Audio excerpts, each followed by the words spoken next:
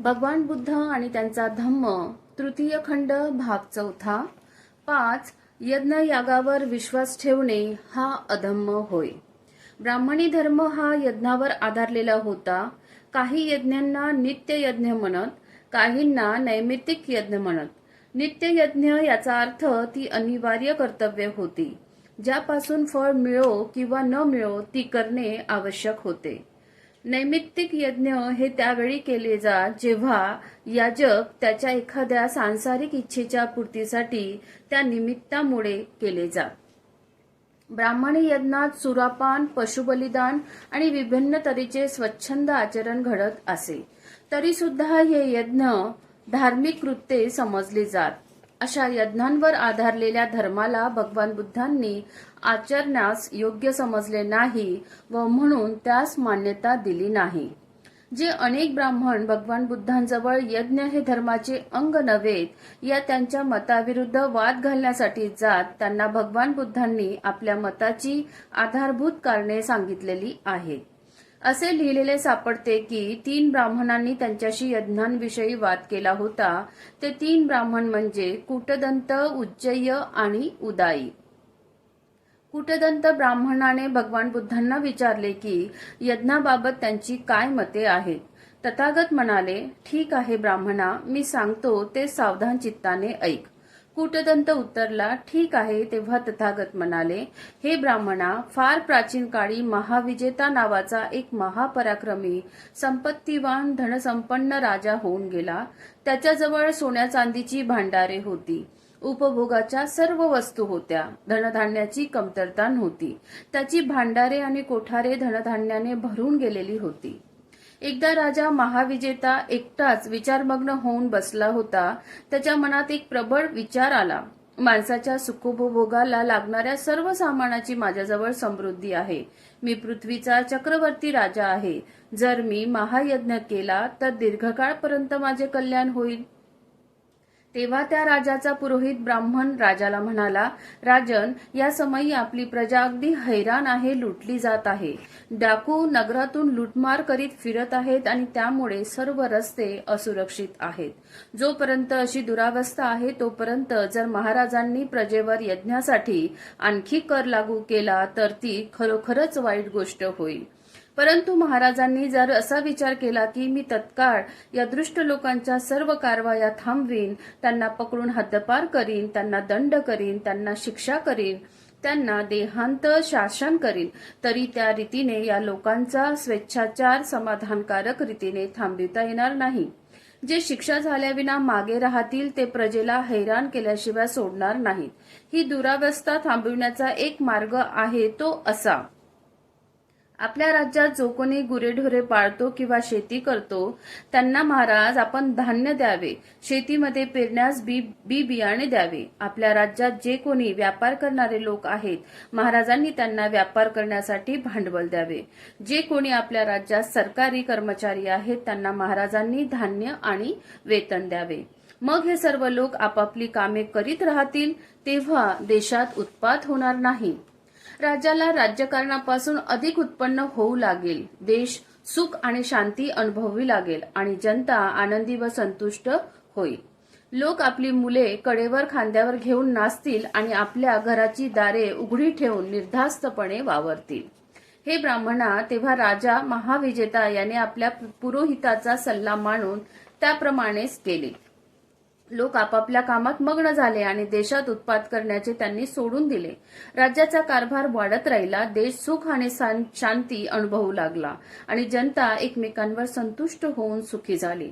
आपली मुले कडे खांद्यावर घेऊन लोक नाचू लागले आणि दरवाजे उघडे ठेवून निर्धास्तपणे वावरू लागले।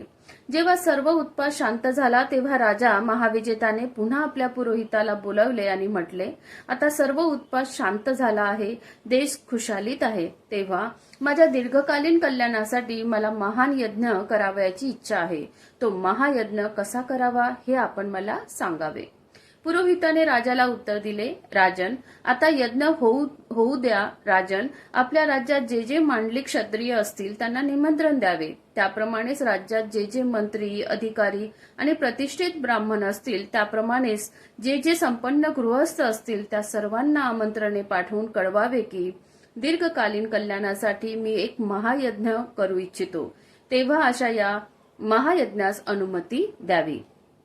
तेव्हा हे ब्राह्मण कूटदंता त्या राजाने आपल्या पुरोहिताचा सल्ला मानला आणि त्याने सांगितल्याप्रमाणे केले. त्या क्षत्रिय, मंत्री, ब्राह्मण आणि गृहस्थ या सर्वांनी असे उत्तर पाठवले की महाराज, आपण यज्ञ करावा. यज्ञाला हीच वेळ योग्य आहे. राजा महाविजेता हा सुज्ञ, कुशल आणि गुणसंपन्न होता.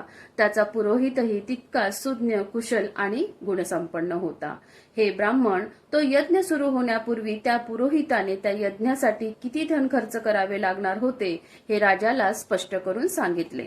तो पुरोहित म्हणाला, महाराज, असे न हो की यज्ञाचा प्रारंभ करण्यापूर्वी किंवा महायज्ञात आहुती देत असताना किंवा त्यानंतर जर महाराजांना अनुपात वाटू लागला की अरे रे, मी माझ्या संपत्तीचा केवढा मोठा भाग या यज्ञात खर्च केला, तर ते योग्य होणार नाही. महाराजांनी असला विचार मनात येऊ देता कामा नये. हे ब्राह्मणा, त्या पुरोहिताने यज्ञाचा प्रारंभ होण्यापूर्वीच यज्ञात भाग घेणाऱ्या लोकांच्या विषयी यज्ञानंतर राजाला मनस्ताप होऊ नये यासाठी राजाला उद्देशून म्हटले, महाराज, आपल्या या यज्ञात नाना प्रकारचे लोक येतील. असे देखील जे जीवहत्या करतात, असे देखील जे जीवहत्या करीत नाहीत, असे देखील जे चोरी करतात, असे देखील जे चोरी करीत नाहीत, असे देखील जे कामभोगासंबंधी मिथ्याचार करतात, असेही जे करीत नाहीत, असे देखील जे चुगली करतात, असेही जे चुगली करीत नाहीत, असेही जे कठोर बोलतात, असेही जे कठोर बोलत नाहीत, असेही जे व्यर्थ बकवास करतात, असेही जे करीत नाहीत, असेही जे लोभ करतात, असेही जे लोभ करीत नाहीत, असेही जे द्वेष करतात, असेही जे द्वेष करीत नाहीत, असेही ज्यांची मिथ्या दृष्टी असेल, असेही जे सम्यक दृष्टी असतील, असे नाना प्रकारचे लोक येतील. त्यापैकी दुष्कृत्य करणाऱ्या दुर्जनांना दूर आपल्याच कार्यात मग्न राहू द्या. परंतु महाराज, जे सत्कृत्य करणारे असतील त्यांच्यासाठी सर्व विधी महाराजांनी यथायोग्य करावेत. त्यांना संतुष्ट राखावे. त्यांच्याच संतोषाने महाराजांना आंतरिक शांती लाभणार आहे. आणि ब्राह्मणा, महाविजेताद्वारे केल्या गेलेल्या त्या यज्ञात बैलांचे बळी दिले गेले नाहीत, बकऱ्यांचे गळे कापले गेले नाहीत, कोंबड्यांची हत्या झाली नाही, तसेच पृष्ठडुकरांची किंवा कोणत्याही सजीव प्राण्याची हिंसा करण्यात आली नाही.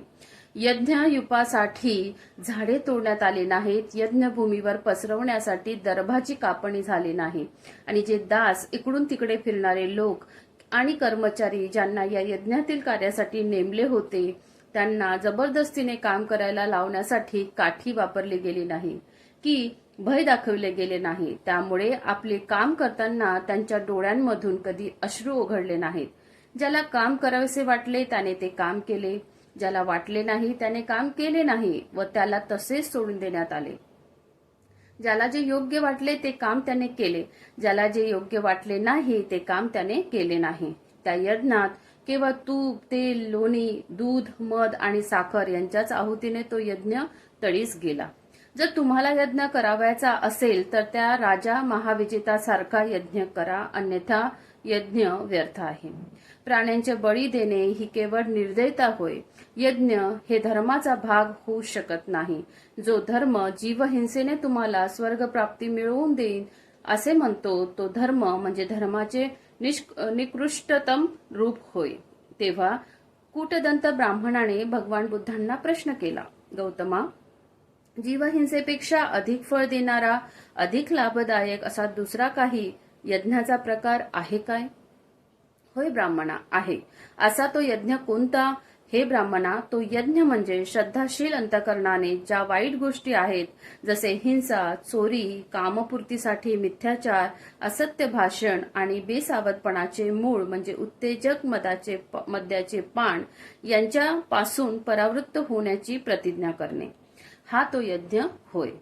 तो असा यज्ञ आहे जो यज्ञाच्या निमित्ताने खूप अवास्तव खर्च करण्यापेक्षा चांगला आहे, जो भिक्खूंच्या राहण्याची व्यवस्था करण्यासाठी विहार इत्यादींचे निर्माण करण्यापेक्षाही उत्तम आहे. तो निरंतर भिक्षा देण्यापेक्षाही श्रेष्ठ आहे. तो त्रिशरण ग्रहण करण्याहूनही श्रेष्ठ आहे. गौतमाने असे भाषण केल्यानंतर कूटदंत ब्राह्मण तथागतांना म्हणाला, श्रमण गौतमा, तुमचे म्हणणे सर्वश्रेष्ठ आहे. मग उज्जय नावाचा ब्राह्मण तथागतांना म्हणाला, गौतमा, तुम्ही यज्ञाला स्तुत्य समजता काय?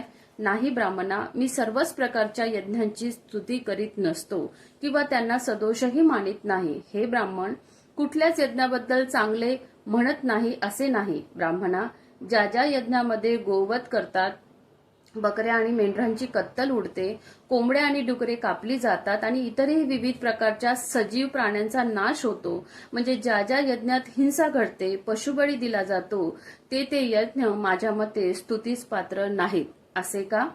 हे ब्राह्मणा, कारण असल्या हिंसेपासून व हिंसक यज्ञापासून सज्जन अथवा सन्मार्गागामी लोक दूरच राहतात. परंतु हे ब्राह्मणा, ज्या यज्ञात गोवध होत नाही आणि सजीव प्राण्यांची हिंसा घडत नाही, ज्यात पशुचा बळी देण्यात येत नाही, असल्या अहिंसक यज्ञाची मी स्तुती करतो. असले यज्ञ म्हणजे उदाहरणार्थ प्राचीन काळापासून रूढ असलेले दानधर्म आणि कुटुंब परिवाराच्या हितासाठी केलेला त्याग. असे का? कारण हे ब्राह्मणा, ज्या यज्ञात पशुचा बळी दिला जात नाही, अशा यज्ञांच्या जवळ सज्जन व सन्मार्गी लोक असल्या हिंसारहित यज्ञाच्या समीप जातात. उदाई ब्राह्मणानेही उज्जैन ब्राह्मणाने विचारलेल्या प्रश्नासारखेच प्रश्न तथागतांना विचारले. तो म्हणाला, श्रमण गौतमा, तुम्ही यज्ञाची स्तुती करता काय?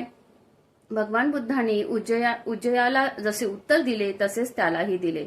भगवान बुद्ध म्हणाले, असे यज्ञ जे योग्य ऋतूत केलेले योग्य यज्ञ, ज्यात निर्दयता नाही, ज्यांच्यात पशूंचा बळी दिला जात नाही, अशा यज्ञाच्या जवळ श्रेष्ठ जीवी लोक जातात.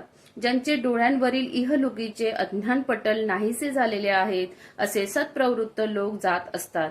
जे कालातीत आहेत, म्हणजे ज्यांची जन्म मरणाची ये जा आता संपली आहे, तेही या अहिंसक यज्ञाजवळ जातात.